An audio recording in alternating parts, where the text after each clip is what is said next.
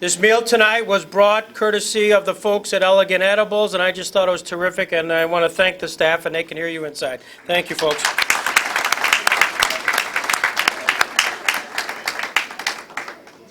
I might add that this room was completed less than a month ago, and so this is really our first event here. I want to point out a few things. One is to your left. Some of you may not have seen this. This is a series of posters that were donated to the Jackson Center, courtesy of Terry Genethis. Terry Genethis was a graphic design artist from Jamestown. He was in the war, and as the war concluded, he was in occupied France, specifically Paris. Aaron, come by. You're never shy about taking an entrance. Here we go. This, by the way, let me pause. Ladies and gentlemen, this is 95-year-old Aaron Beckwith, Emmy Award-winning film producer.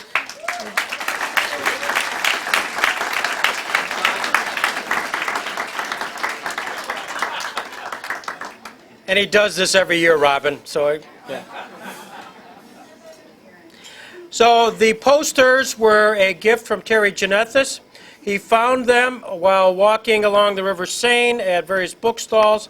These depict the French resistance. He had them in his valise for well over 50 years. Stopped by one day, wondered if we were interested in these originals. The answer was, of course, quickly yes. We were able to get them displayed, and what you see is a representation of over 90 of these posters which were given to us. So that's Terry Genethis. Off to my right is an exhibit which currently is being shown in Europe and Asia. This is prepared by the Nuremberg Human Rights Center as well as the Goethe Institute. This is an attempt, it's entitled The Road to International Criminal Court from Nuremberg to The Hague. And interestingly enough, you'll see Robert Jackson, you'll see Louise Marino Ocampo, you'll see some of the individuals who in fact will be here in August at the International Law Dialogues.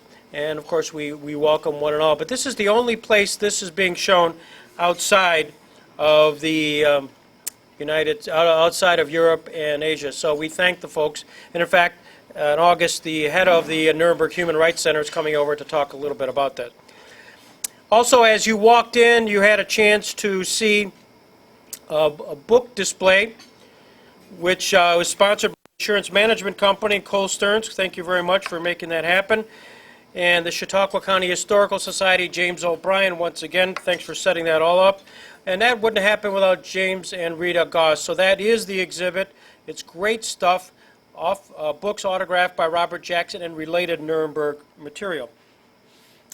One other piece of historically interesting aspects of it, as we're celebrating and commemorating the life of Thurgood Marshall, and of course part and parcel of that is Brown versus Board of Education. It's just kind of an interesting historical note that the attorney for Homer Plessy, of course Brown versus Board overruled Homer Plessy, Plessy versus Ferguson, was an attorney from Mayville, New York, Albion Tourget. And so the folks at the Chautauqua County Historical Society and James O'Brien have got quite an exhibit of information on Albion Tourget. So if you can think somewhat of the bookends of participants in Plessy versus Ferguson and Brown versus Board, you've got Chautauqua County residents. And Albion Tourget, Plessy versus Ferguson, Robert Jackson, of course, Brown versus Board of Education. We were able to secure a book of Albion Tourget's, which is entitled A Fool's Errand, 1879 first edition book.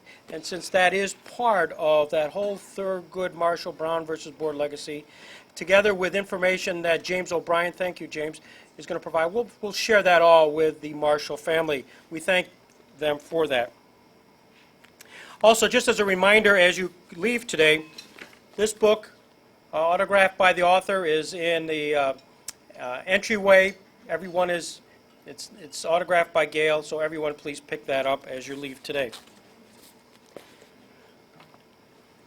We're blessed to have in our midst Bill Plante. Bill Plante is the CBS White House correspondent, most importantly known as the husband of Robin Smith.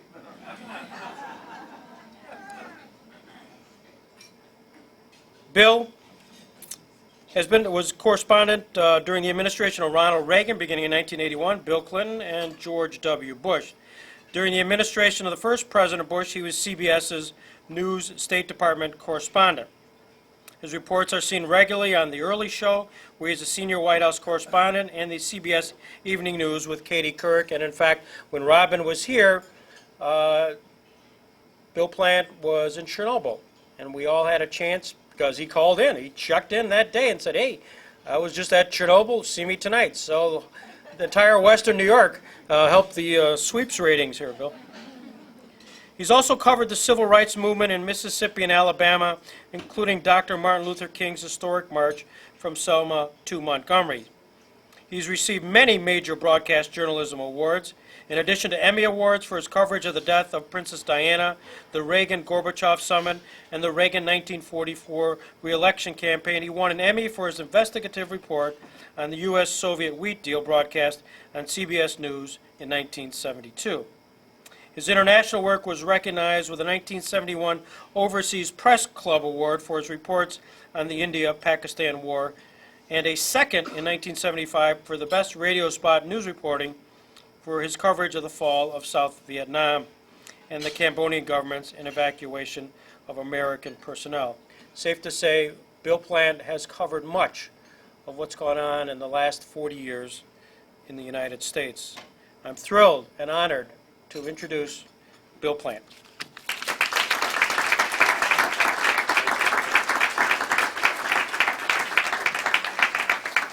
Thank you very much, Greg. I wish I could have been with you in March, but you saw me glowing in the dark after Chernobyl, right?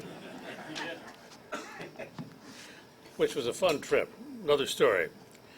I'm delighted to be here. I was hoping that I could be with you in March, but that didn't work out, so I'm very glad that this did.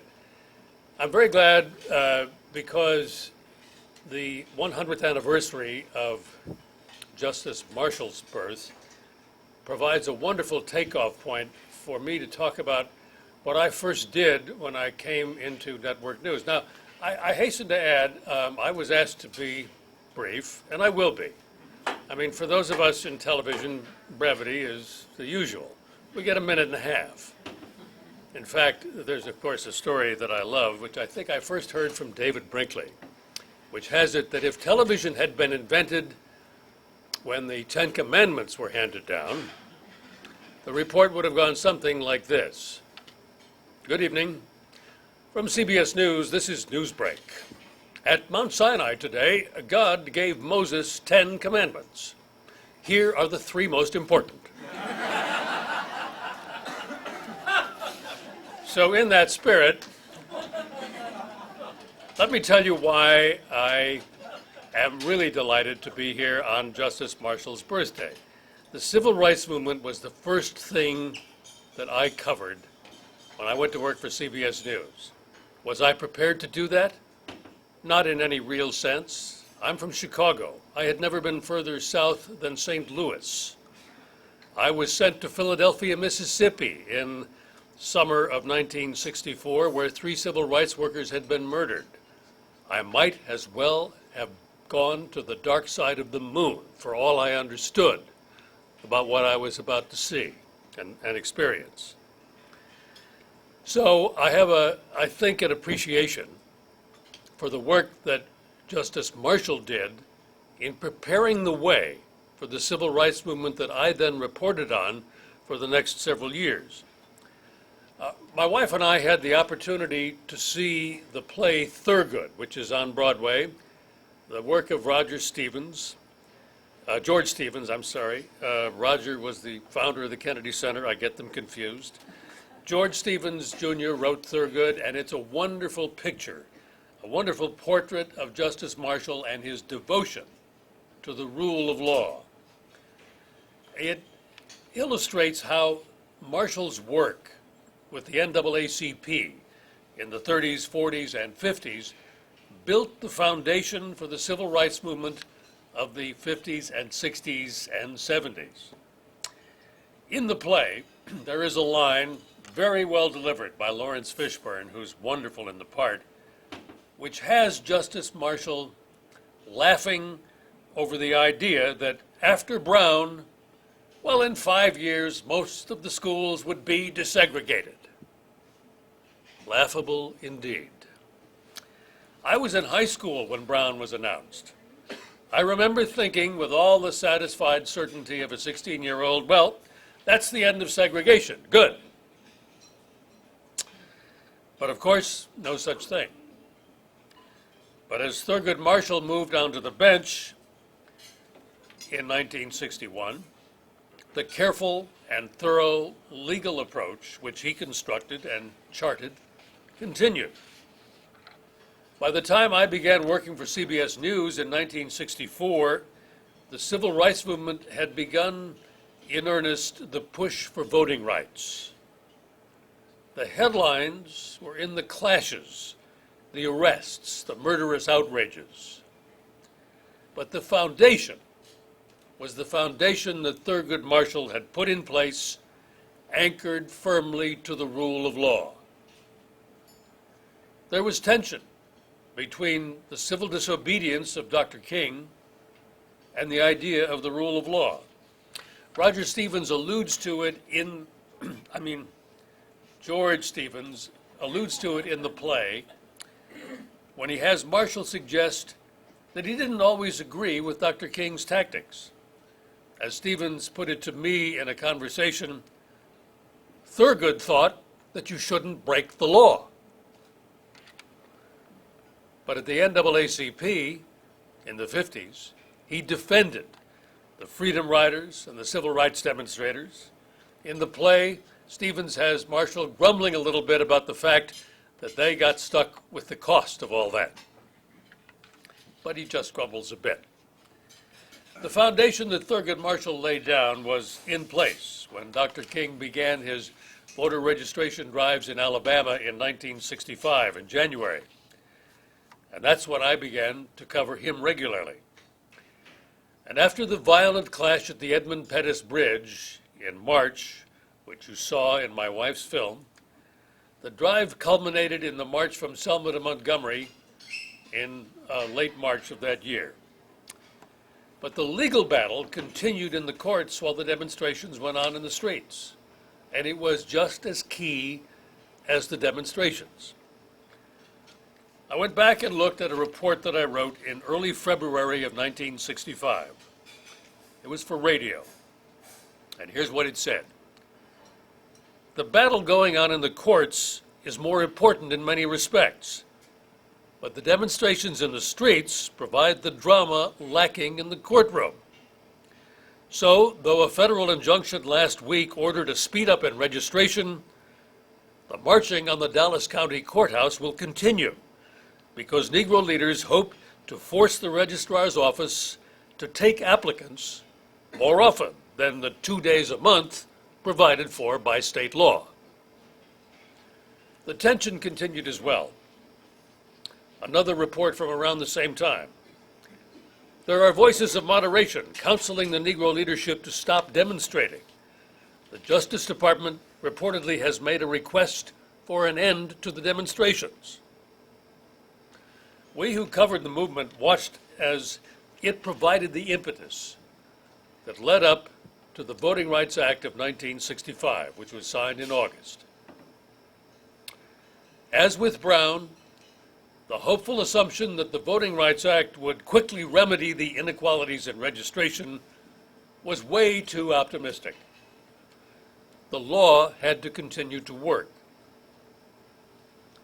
The strategy of law underpinned by the strategy of nonviolence underpinned by the rule of law came under a great deal of pressure after the emotional high point of the voting rights signing, because just 5 days later, the riots broke out in Watts. Watts was the first violent uprising of the 60s, a time when the rule of law seemed to be disconnected from the social fabric. Militants applauded the upsetting of order. Conservatives saw it as the consequences of civil rights legislation gone way too far. So I guess in retrospect, it seems to me that the creative tension which existed between the law as Marshall championed it and the push for urgent change is what delivered the most lasting results. And in the end, it is the appeal that people like Justice Marshall made through the law and Dr. King made through his personal witness to what Lincoln so famously called the better angels of our nature, that is what distinguishes us as a people. Thank you very much.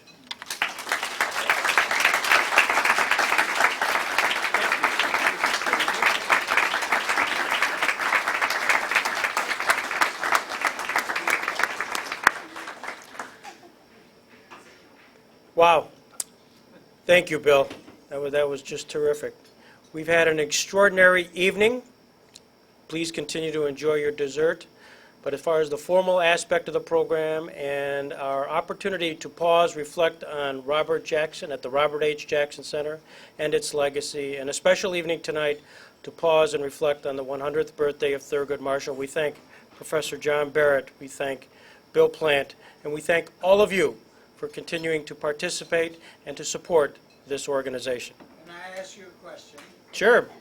How do you find time to do your baseball and legal activities? I should point out, I have my, the chairman of the governing committee of Phillips Lytle, my law firm here. So I got to be very careful how I respond to that. So if I defer that for right now. And to Ed Bloomberg, I might add, it's important that Phillips Lytle, my chairman of my governing committee, who really winks and nods and permits me to do all those things. So to Ed Bloomberg, we say thank you.